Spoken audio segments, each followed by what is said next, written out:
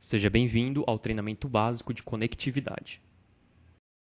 Nesta apresentação, conheceremos a linha de conectividade que inclui itens necessários para fazer a conexão dos dispositivos em campo até o controlador.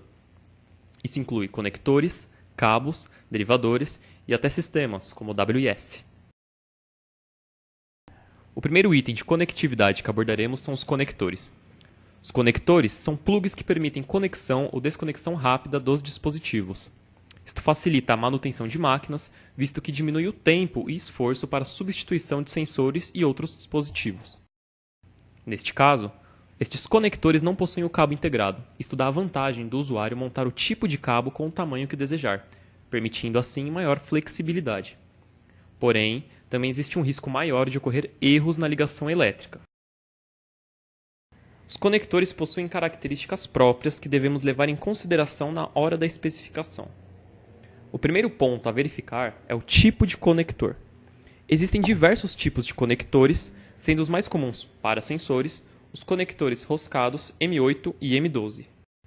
Os conectores ainda podem seguir padrões diferentes. O uso de padrões diferentes garantem que não ocorrerá erros na conexão dos cabos. Um exemplo disso são os conectores M12 que possuem diversas codificações. No mesmo dispositivo, podemos usar um conector M12 tipo A para alimentação e um conector M12 tipo B para comunicação Profibus-DP. Também é preciso estar atento em relação à quantidade de vias do conector. Se especificamos um conector com número de pinos diferentes do sensor, pode ser que percamos alguma função ou o conector pode apresentar uma disposição diferente e nem encaixe no sensor, mesmo que use padrão de rosca semelhante. Um exemplo disto são os conectores M8 de 3 pinos que não se encaixam a conectores M8 de 4 vias. Os conectores podem ser classificados como macho ou fêmea. Conectores macho possuem os pinos expostos e normalmente são utilizados com o dispositivo em campo.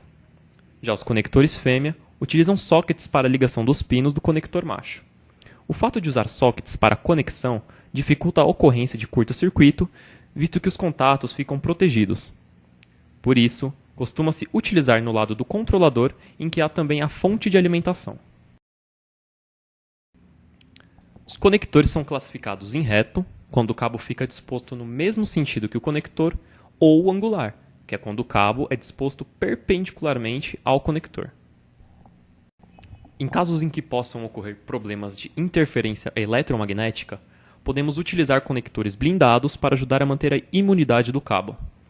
Este tipo de conector é usado em especial para conexões de redes, como Profibus-DP ou Ethernet. A chave de códigos de conectores segue o padrão. Primeiro, o tipo de conector e gênero. V1S indica conector M12 de 4 vias, macho. Depois, identificamos se o conector é reto ou angular. G indica conector reto e W conector angular. Por último, as características especiais. Neste exemplo, ABG indica que é blindado e PG9 mostra o tipo de prensa-cabo. A Pepperfux também oferece rolos de cabos para que o cliente possa utilizar com os conectores. Neste slide encontram-se uns códigos para os modelos de bobinas de 100 metros em PVC e PUR. Outros modelos também estão disponíveis. Outra possibilidade para conectividade é o uso de cabos com conector injetado. Neste caso, o usuário não precisa montar o cabo ao conector, garantindo maior agilidade na instalação. Além disso, a maior parte dos cabos atende grau de proteção IP67, 68 e IP69K. Outra vantagem é a possibilidade de LED nos conectores. No entanto, o fato de o cabo já vir num tamanho pré-definido exige maior planejamento para certificar-se que o comprimento atenderá a todos os sensores. Isto leva muitos clientes a comprarem cabos de tamanhos maiores que o necessário com o conector em apenas um lado. Assim, o cliente pode simplesmente cortar o excedente e montar um conector conforme a necessidade. O cuidado que devemos ter para verificar as características técnicas dos conectores dos cabos com conector injetado são os mesmos que já consideramos. A única novidade é a presença de LED. Desta forma, o usuário consegue saber se há alimentação e o estado da saída do sensor, o que é especialmente útil nos casos em que sensores não possuem indicação local. Por exemplo, muitos sensores indutivos cilíndricos não possuem indicação de alimentação. Ter um cabo que indica a presença de alimentação pode se tornar muito vantajoso em casos como esses. Existem diversas combinações de LEDs que podemos utilizar no cabo. Há modelos com 2 LEDs e outros possuem 3. Modelos que possuem indicação para sensores PNP e outros para saídas NPN. Para o cabo, o principal ponto que devemos verificar é o material de revestimento. Existem cabos em PVC, PUR, PUR irradiado, POC e PP. O cabo mais básico é em PVC. Podemos indicá-lo em qualquer aplicação que não tenha nenhum requisito especial. Cabos em PVC têm uma boa relação de custo e são mais práticos de se utilizar por ser mais fácil de decapar. Se for necessário um cabo mais robusto, podemos utilizar o PUR. Este tipo de cabo resiste a altos níveis de estresse mecânico e pode ser aplicado em máquinas que vão exigir muita movimentação dos cabos. O revestimento em PUR também garante boa resistência a óleos, agentes químicos e luz ultravioleta, o que o torna adequado para instalação em ambientes mais críticos e até ambientes externos. Os cabos em PUR também são livres de halógenos, o que é uma exigência em alguns casos, pois não liberam gases tóxicos ao serem queimados. Para aplicações ainda mais extremas, podemos utilizar o cabo em PUR irradiado. O PUR irradiado possui características ainda melhores que o PUR convencional, sendo ainda mais flexível e resistindo a temperaturas de até 105 graus Celsius, o que o torna especialmente adequado para aplicações em robôs e em áreas de soldas. Especialmente em áreas de solda, ainda podemos utilizar os cabos em POC, que possuem características ainda melhores que o PUR irradiado, sendo indicado sempre que o cabo em PUR irradiado não for suficiente. Cabos em POC também suportam temperaturas mais elevadas que os outros, suportando até 150 graus Celsius. O revestimento em PP é destinado ao uso no segmento de alimentos e bebidas. Possui uma certificação Ecolab, sendo resistente aos produtos de limpeza comumente utilizados neste segmento. Os conectores utilizam porca em aço inox 316L com formato hexagonal que é mais higiênico. A chave de códigos dos cabos começa com o conector e segue o mesmo padrão da chave de conectores. Em seguida, deve-se indicar o tipo de LED ou deixar em branco caso não queira nenhum LED. A terceira parte indica a cor do cabo e o comprimento em metros. O próximo passo é selecionar o tipo de revestimento. Por último, deve-se indicar o segundo conector. Caso o cabo tenha 2 conectores, o primeiro sempre será fêmea e o segundo sempre será macho.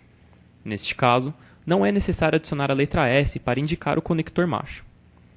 Em nosso exemplo, temos um cabo com conector M12 reto, fêmea, com LED PNP de 3 vias, com 5 metros de comprimento, revestimento em PUR e conector M12 reto, macho. Os derivadores dão mais flexibilidade nas conexões. Permitem que mais de um sensor seja alimentado e os sinais sejam coletados simultaneamente. Estes derivadores podem ter formato de T ou Y, já com um trecho de cabo de extensão ou somente os conectores.